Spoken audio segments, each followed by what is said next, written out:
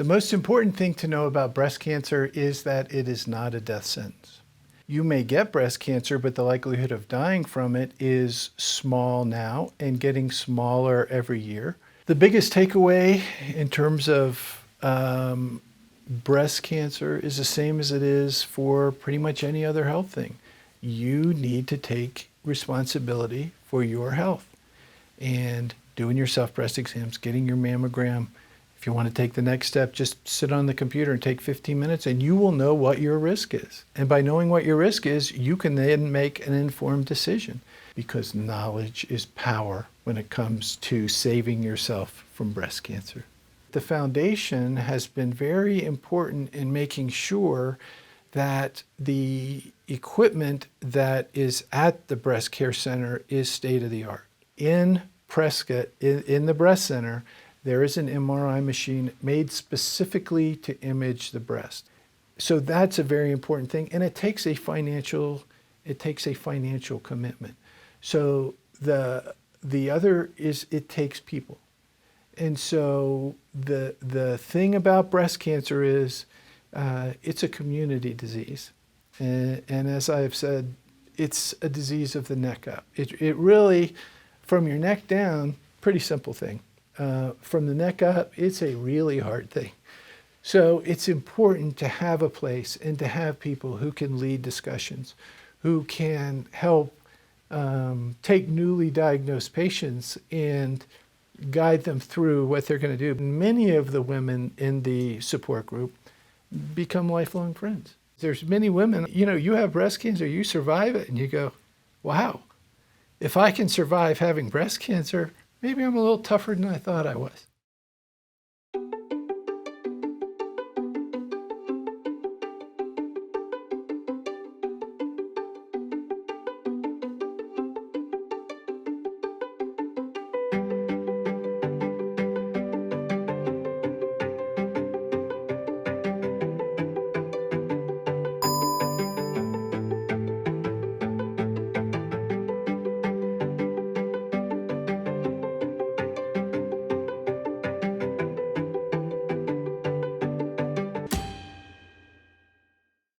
When a woman comes to us and she says, I'm confused about how often I should get a mammogram, there's 3 big organizations that have made recommendations.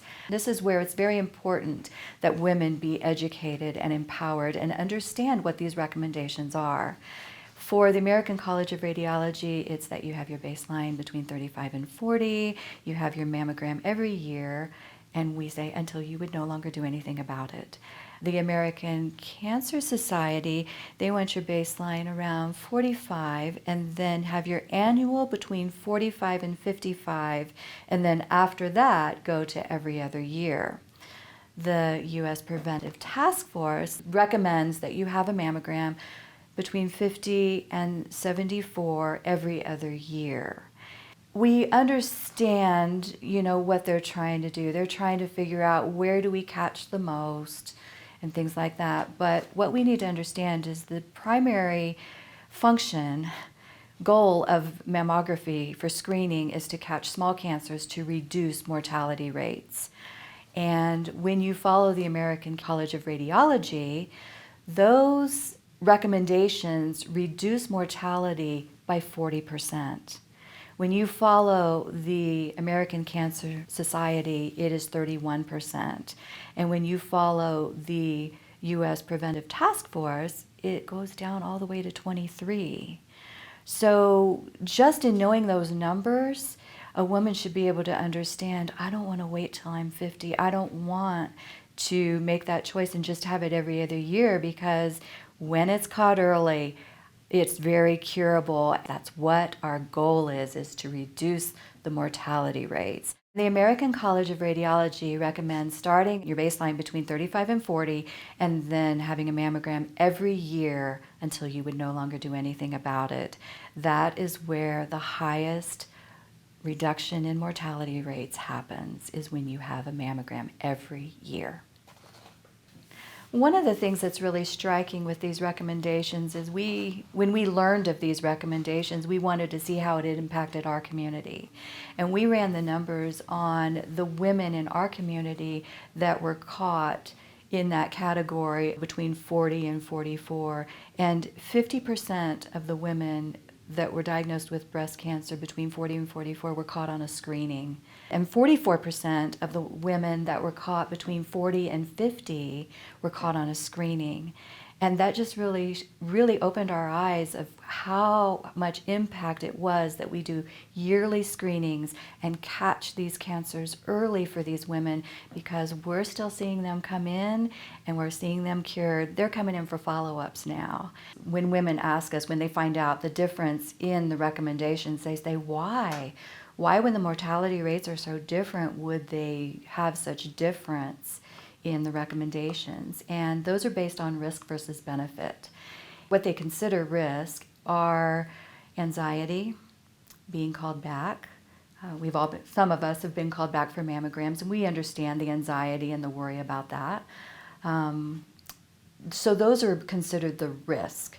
But the benefits, besides the reduction of mortality, is also you have less chemo, you have less surgery, you have less treatment overall when things are caught early. I think anxiety for a few days far outweighs treatment. The biggest message that I think women need to understand is that early detection is the key to cure.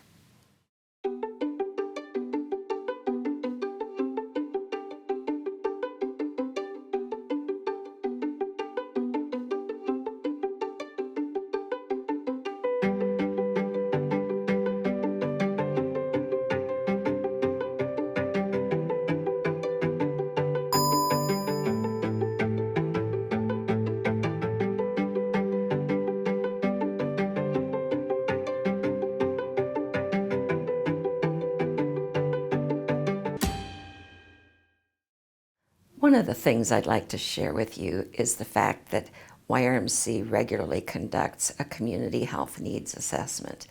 And through that study, we're able to identify what kinds of needs we as an organization should look into as far as keeping ahead of our healthcare needs in the community. What that showed one year was that Yavapai County had the highest mortality rate from breast cancer in the entire state. And in fact, we ranked up among the highest in the entire nation. And in answer to that need, we were building the breast care center. One of our donors stepped up with a very generous gift of support for the facility itself, as well as for a dedicated breast MRI, which is very technical, very special equipment that is always calibrated precisely for breast care patients. As a result, we've been able to care for people early in their disease process and diagnose them early, and we are no longer in that category. For example, last year alone, we provided patients more than 11,000 mammograms, and in addition to that, more than 2,000 ultrasound studies. So we were able to capture those illnesses early and to cure them. This generosity encouraged other people to also support the breast care center very enthusiastically. And it's helped in ways that many people might not consider. For example, the young mom with 2 little kids who, because of her chemotherapy treatment, had to stop working. And she needed help with transportation to and from her medical appointments. She needed help with food. She also needed a wig to help maintain her self-esteem. And we were able to help with that because of generous donors in our community. And other donors got on the bandwagon as well and helped support other equipment. And in fact, we just recently purchased for the breast care center 3 new ultrasound machines at an investment of more than $250,000. These are just some of the examples of how our community has just truly been so generous and so kind in thinking of others and helping us do our best for our patients and our community.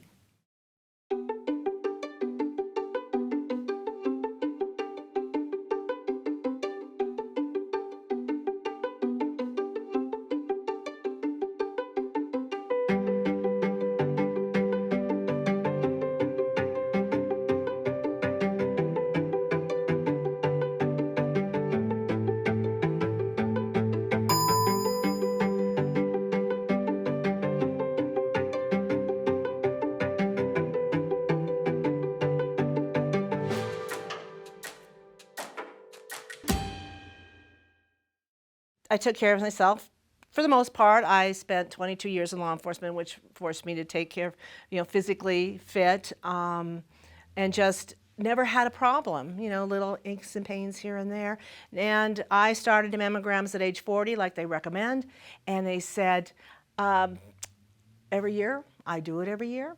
In 2018, it was, well, we see a little something here. And it was like, wow, for somebody who's never had even a problem, no family history, no all of those things that you say can indicate you're have a higher risk. Most of them, they weren't in my life, so it came as a big surprise. So yeah, it was awakening. I charge right into things, and I deal, and I probably as grown up with so much humor that you just don't let it get down. It's always a positive outlook. It could be even it is most devastating thing to face. But it's positive, like, okay, let's take each step at a time. You want me back for a second, another image, I'm back for another image. You want me back for an ultrasound, I'm back for an ultrasound. You want me back for a biopsy, oh, crud. Well, okay, I'm back for a biopsy. And they're there for you at the breast care center. Every single one of those nurses, the doctors, the radiologists, the imaging techs, everyone is there to take you through your journey and assist you. And they don't know what the outcome is going to be. But that moment, you're with them. That moment, they're your angel. They're holding you up, and they're taking you and saying, you're going to be okay. You're going to be okay. I'm a 3-year survivor now, but I'm there for anybody that needs a handhold, or you're going in for surgery and you just need a friendly face that's going to keep your mind off things. I would tell somebody who is newly diagnosed with breast cancer to talk to somebody who's been through it. And your journey's different, but the emotional impact's still the same. There are people like myself and others that want to help you or be there for you. And there's probably nothing we can do, but don't hide it, because there's nothing to be ashamed of. And share it, and let others lift you up, and trust, because that's what the breast care center does. That's what the volunteers over there do. There are support groups, and rely on that, because there's others that have been through that journey.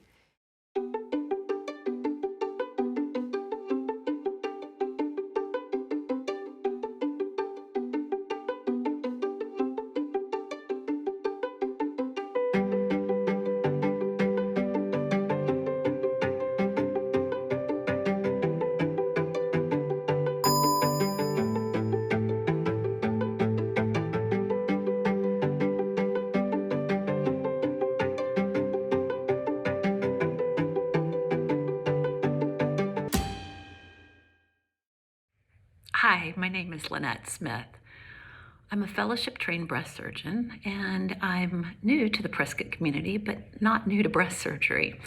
I wanted to take this opportunity to say hello and give you a little bit of background information on me and my training.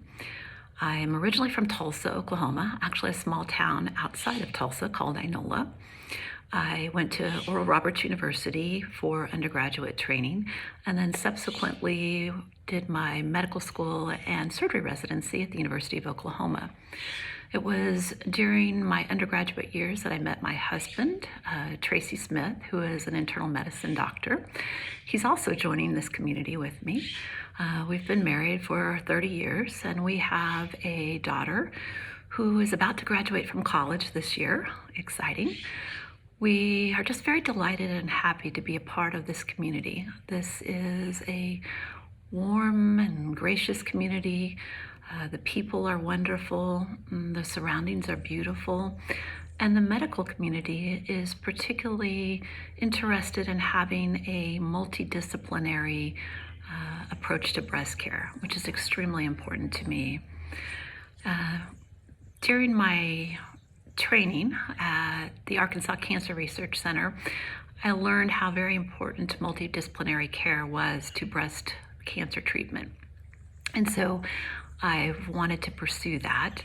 I'm wanting a team approach to breast care. I think it's important to have involvement from medical oncology, radiation oncology, radiologists, plastic surgery, and genetics counseling from the very beginning of a patient's treatment and journey.